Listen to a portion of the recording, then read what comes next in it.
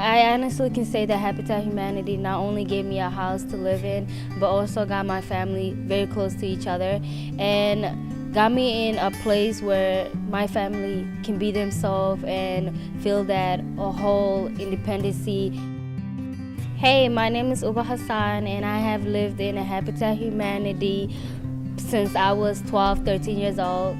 It's been a great experience. It's a very warm place and I get to be around my loved ones and not really have to worry about moving around, and it helped me to grow closer to my family, feel more independency, and also have, I can say I own a house.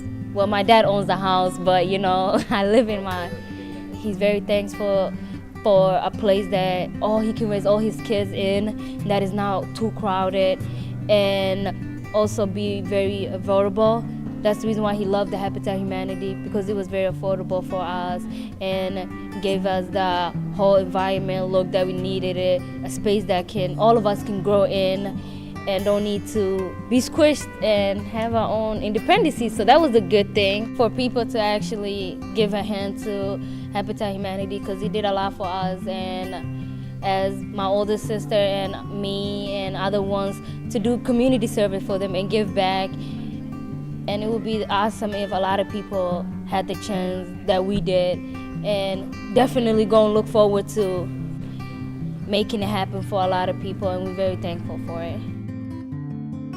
In the area that we lived in, I mean, it wasn't the best area, to be honest with you. I thought that there could have been a better place for me, as a younger, boy growing up. I could have been in a safer, better place. But as far as coming up and my mom being a single parent and raising all of us as she did the way we did, we got to deal with what we're given and take that and move forward. So I can remember my mom telling me, we're gonna move into a new house, and I'm just thinking, wow, we've never moved to a house, never lived in a house. The closest thing we had to a house was like a duplex. It looked like a house, but there was 3 levels.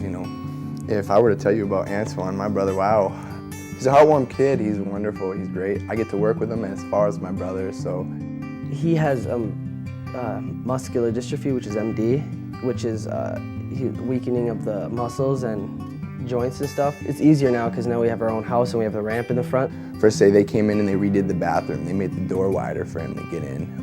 We have a ramp for him to come in and out of the house. It's no longer carrying him from his wheelchair upstairs to the couch or something like that. There's a ramp, and we didn't have like a lot of things we had, like the yard. We didn't kind of have our own space. There was a lot of kids to play with, but it was different from being here. When I first moved in, everything was done, and I thought it was real wonderful to see it all come together. As coming here from nothing being built, just a lot, and then it starts to come together and you see it, and you come back and you see it, and then it's done and you move in, and it's just like, wow, this all happened in this amount of time, and it's fantastic, it's wonderful. My family came to Habitat actually to give back to the community. We had recently been in an apartment fire, and the Elk River community really gave back to us. And we wanted to give something back to them. So we originally went to one of these homeowner meetings, which was the wrong meeting because we wanted to go to the volunteer meeting. We kind of told some of the people there our story and why we wanted to give back. So they kind of were like, hey, maybe you should apply for a house. We moved into the Habitat home in 2008, and I remember that day, I can't forget that day. I think there's some silly aspects I remember the most. I remember walking in the door and it just smelled brand new, and I'd never had that before. And the first thing I did was I ran up the stairs. We have hardwood floor upstairs. I just slid on it because I always wanted to do that, and I finally had the opportunity. I lived in a lot of places that I wouldn't really call home, and the Habitat house was home.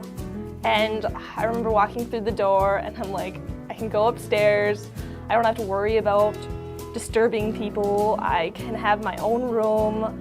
I have a yard, and I have 2 bathrooms, which is awesome. And it kind of makes me emotional thinking about that day because it really meant a lot to me when I moved in.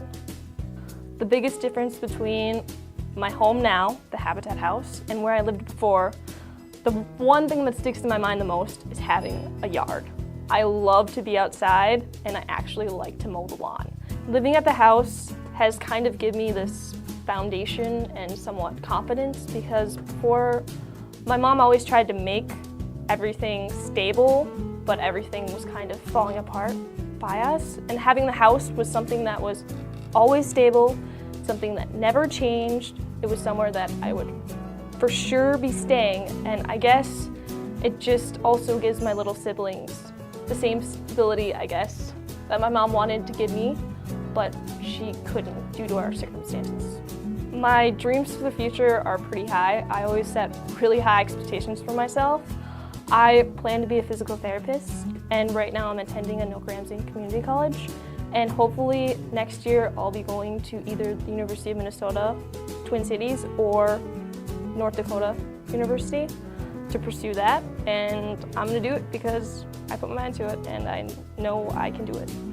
The things I'd say to the people who helped us become homeowners is I can't think of a word that would describe how thankful I am for given the opportunity to build this home and to purchase this home. I am more grateful for this than I've been for anything else, because this truly shows that there is still good people in the world and that people just are givers, and that if you have a bad situation like the apartment fire, you know what, through events it can actually be a really positive thing. And I think that this is a prime example of people are still good in the world, and there's